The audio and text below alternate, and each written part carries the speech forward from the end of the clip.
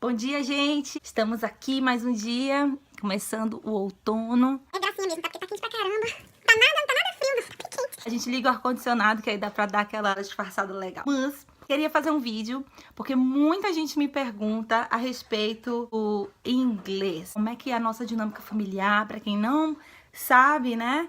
Eu sou brasileira, o meu marido é americano, temos filhos que têm dupla nacionalidade. Tem passaporte brasileiro e passaporte americano. Nós, então, somos uma família bilíngue e as pessoas têm muita curiosidade de saber como que é essa dinâmica, como que eu aprendi inglês, e esse vídeo é sobre isso. Usando meu brinquinho que eu amo, que é Brazil, USA. That I love. Esse vídeo vai ser sobre esse assunto. Então, se você tem curiosidade... This is you, minha filha linda. Say hello, people. Hello, people. My name is Julia. My name is Julia. Um beijo. Bom, gente, primeiro, como é que eu aprendi a falar inglês, né? Eu sempre gostei muito de inglês, eu sempre fui uma aluna muito aplicada na escola. Todas as aulas, mas inclusive no inglês eu gostava muito. Falar inglês de duas maneiras. No início, com música, eu sempre ouvia música em inglês e eu tentava anotar o que eu entendia da letra. Depois eu conseguia a letra e comparava pra ver, tipo, o que eu tinha entendido, o que eu não tinha entendido.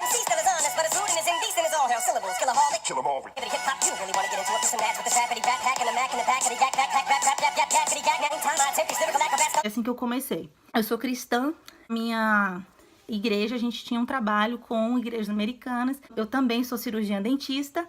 Eu ia para traduzir para os médicos, para os dentistas e tal, para esse trabalho, né, nas comunidades ribeirinhas do Amazonas. Aí meu inglês melhorou muito nessa época. E alguns anos passaram, eu conheci um americano. Nós nos apaixonamos, nos casamos. Meu esposo fala fluentemente o português, porque ele já tinha crescido no Brasil. Eu falava fluente o inglês, então a gente ficou meio que usando os dois idiomas. Nós temos a seguinte regra em casa, né? Quando nós estávamos morando no Brasil, nós combinamos então que em casa a gente falaria somente o inglês com os filhos, porque todo o ambiente externo deles seria em português. Atualmente moramos nos Estados Unidos, então nós estamos invertendo, né, a ordem, falando o português em casa e o inglês eles falam em todo outro lugar fora de casa. A gente estava no Brasil, a gente botava desenho animado para as crianças em inglês, os livros que a gente lia para eles eram livros em inglês, tem muito material. Era mais fácil do que aqui, por exemplo, porque aqui a gente tenta procurar materiais em português, é um pouco mais difícil. E então a gente fazia essa ideia, essa dinâmica em casa.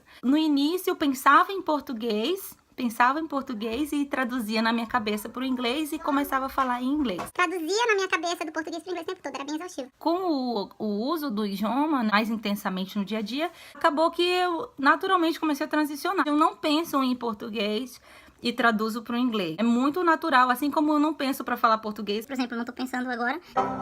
Também não penso mais numa tradução na minha cabeça, já sai do inglês muito naturalmente, eu acho que pelo convívio mesmo, eu acho que acabou acontecendo e ficou bem mais tranquilo pra mim, né? Mas, apesar disso, tem algumas palavras no inglês que me confundem toda vez e que eu tenho sim que parar e ficar com aquela cara para poder eu conseguir formular uma frase que aquela palavra faça sentido. Vou falar para vocês quais são as palavras que eu tenho mais dificuldade do inglês e que sempre me deixam assim.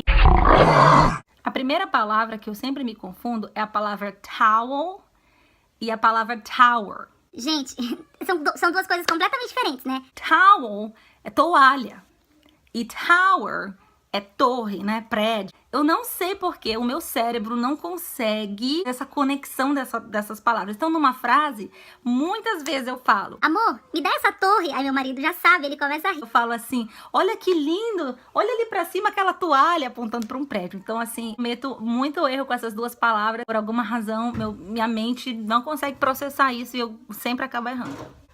A outra palavras que eu tenho muita dificuldade é pull e push. Eu sempre fico que nem uma retardada na frente da porta dos negócios. Tem escrito lá, né? Pull, push, né? Push é empurrar. Acho que é porque parece com a palavra puxar em português, eu sempre fico um pouco embananada. E pull é puxar.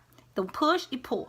Tipo assim, eu vou entrar no lugar, aí tá escrito lá, tipo, push.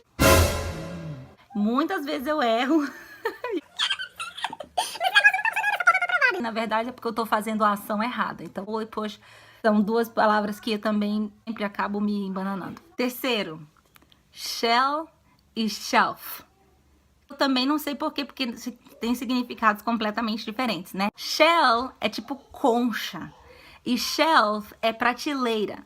Mas eu erro isso. E são palavras que a gente usa muito no dia a dia. Prateleira. Vai pegar tua coisa na prateleira. Vai pegar tua coisa na prateleira. A gente usa muito essa palavra shelf, mas por alguma razão eu sempre falo concha. Vai pegar aquele negócio que tá ali naquela concha. Não é concha tipo de servir feijão, isso seria ladle. É concha de bichinho do mar, né? A concha, tipo... Gente, eu não sei. Concha de bichinho do mar. Nem no português eu tô sabendo.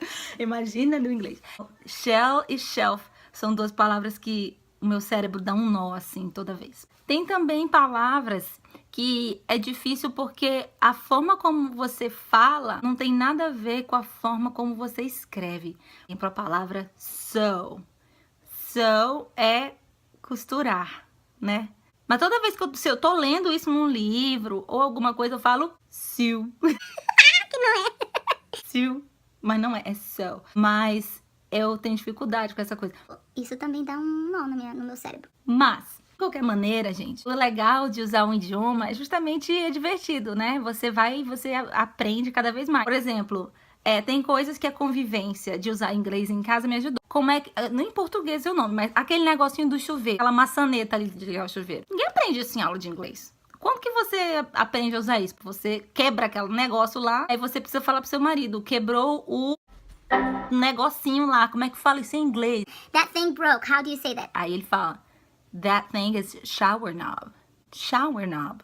Tipo, eu sabia que o nome daquele negócio era shower knob. Eu não sei o nome nem em português. Eu chamo o negocinho que liga e desliga o chuveiro. Maçaneta do chuveiro? Enfim, tem palavras que a gente vai usando no dia a dia e que isso ajuda a melhorar muito o aumento do vocabulário, né? Eu e meu esposo, a gente brinca que depois da meia-noite, cada um vai pra sua língua madre, mater, sei lá, sua língua materna. Se entendeu, beleza. Se não entendeu, amanhã a gente conversa. Porque depois da meia-noite, o meu cérebro só funciona em português e o cérebro do meu marido só funciona em inglês. Então a gente tenta se comunicar depois da meia-noite, mas assim, tipo, Ai, amor, amanhã a gente conversa. porque meu cérebro já desligou a tecla SAP e agora vai em português e ele vai em inglês, apesar de que nós dois falamos dois idiomas. Mas vai entender. Coisa do cérebro humano, gente. Bom, é isso então, pessoal. Espero que você consiga aí no seu convívio, né? Não só com inglês, né? Mas que você que tem interesse de aprender outro idioma. Começa a treinar ouvindo música, uma maneira que eu recomendo, que eu acho muito divertido de aprender outro idioma. Qualquer dica que você quiser do inglês, se eu souber ajudar, eu ajudo. Boa sorte! Beijo!